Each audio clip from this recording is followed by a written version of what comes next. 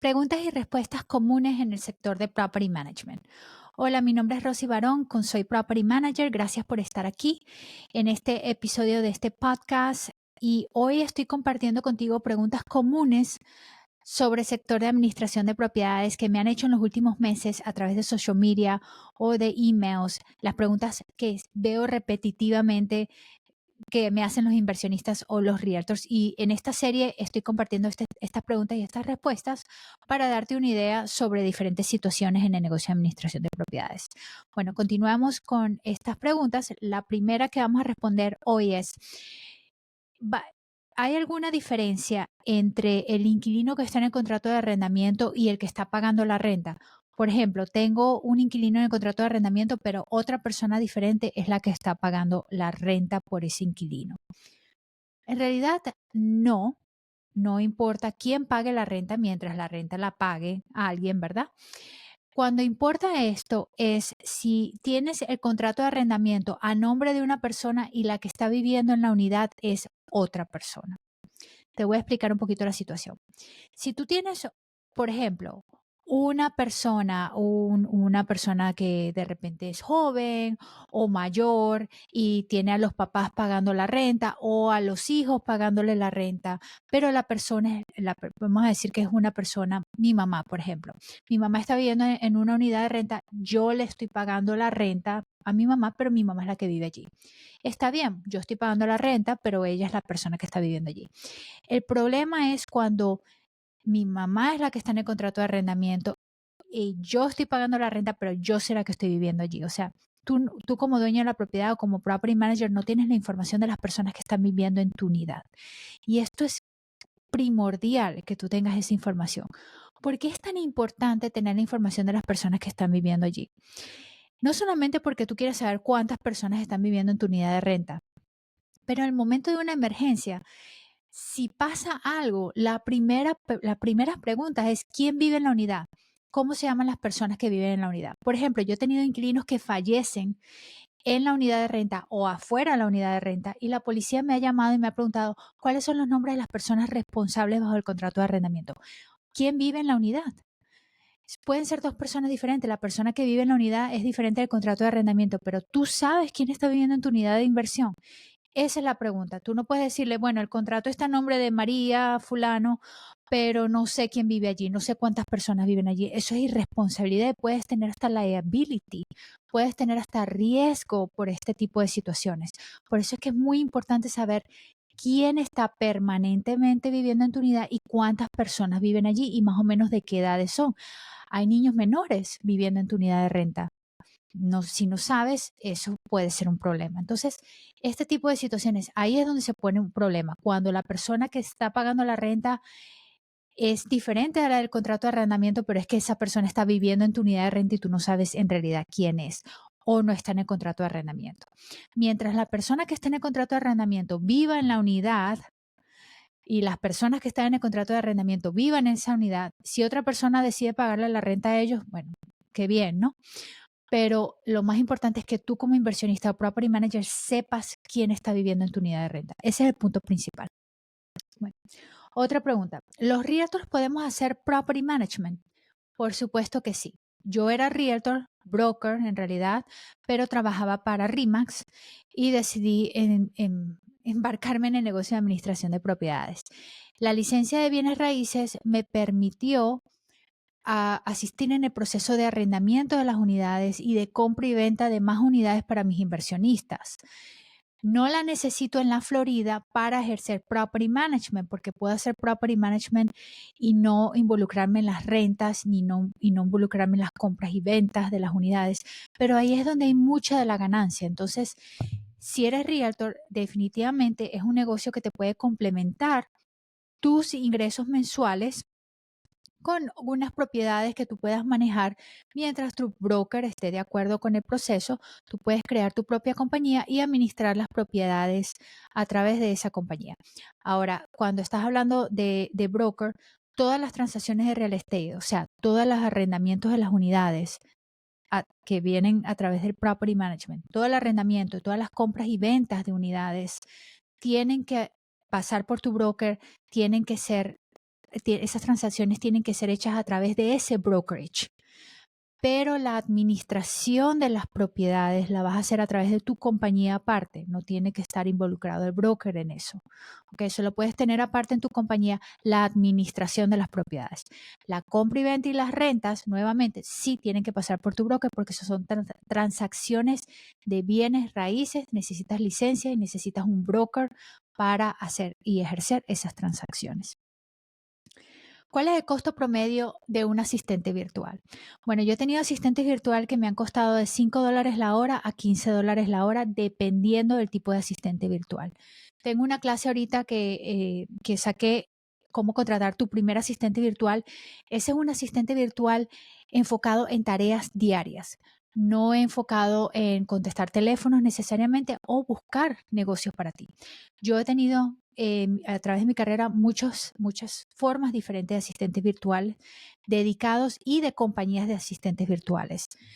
Eh, y generalmente establezco como 3 diferentes tipos de asistentes virtual. Uno es o un asistente virtual o una compañía de asistentes virtuales que se encarga en tareas diarias o tareas mensuales del negocio de administración de propiedades. Generalmente ese es el primer paso a dar cuando vas a contratar un asistente virtual porque es el más fácil, el más económico, el que te va a liberar más tu tiempo. El segundo tipo de asistente virtual es un asistente virtual dedicado, o sea, quiere decir que es como un empleado para ti. Esa persona trabaja 100% para tu compañía y se encarga o de contestar los teléfonos o del mantenimiento, etcétera, pero está afiliado a tu compañía.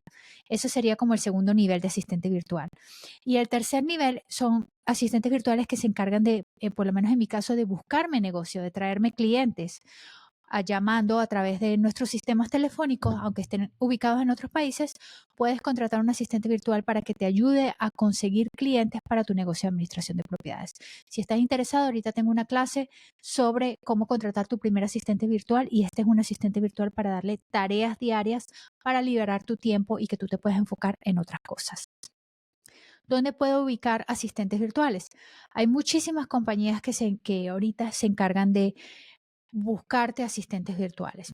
Lo que yo te recomiendo, si nunca has contratado un asistente virtual o hasta de repente si nunca has tenido un asistente ni ningún tipo de ayuda en tu negocio de bienes raíces o de property management, lo que yo te recomiendo es que busques una compañía de asistentes virtuales a donde le puedas asignar tareas diarias, porque nuevamente esa es la forma más fácil, la que tiene menos riesgo, la que te va a dar menos dolores de cabeza inicialmente y mientras tú te adaptas a ese estilo de trabajo, ya después puedas ubicarte y contratar a otro tipo de asistente virtual.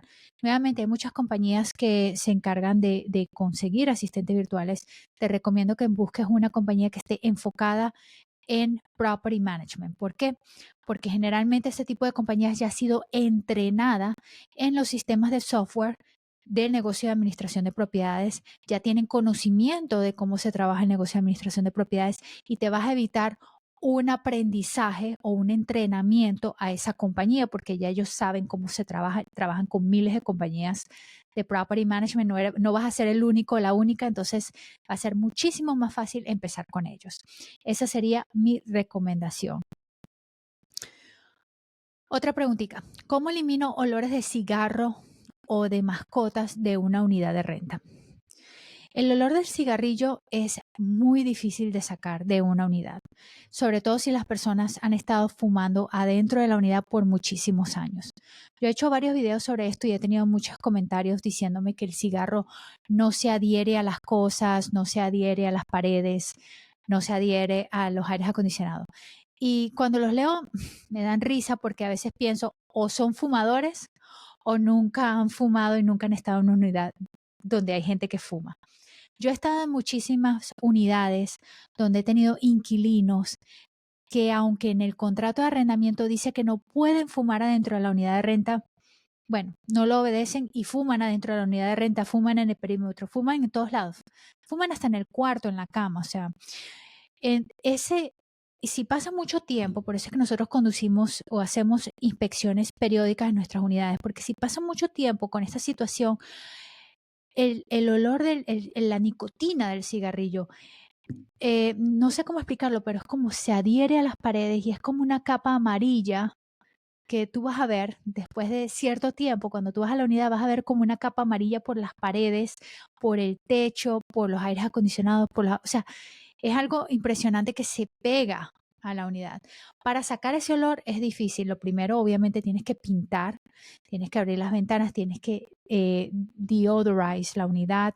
Yo tengo unos equipos que compré hace muchos años que son especiales para este estilo. Puedes contratar a una compañía que te venga a sacar los olores, pero yo ya invertí en ciertos equipos que generalmente no son tan caros. Los he comprado en Amazon, 200, $300, y cuando los llevo a una unidad, generalmente le paso un costo pequeño a mis clientes por llevar el equipo hasta allá.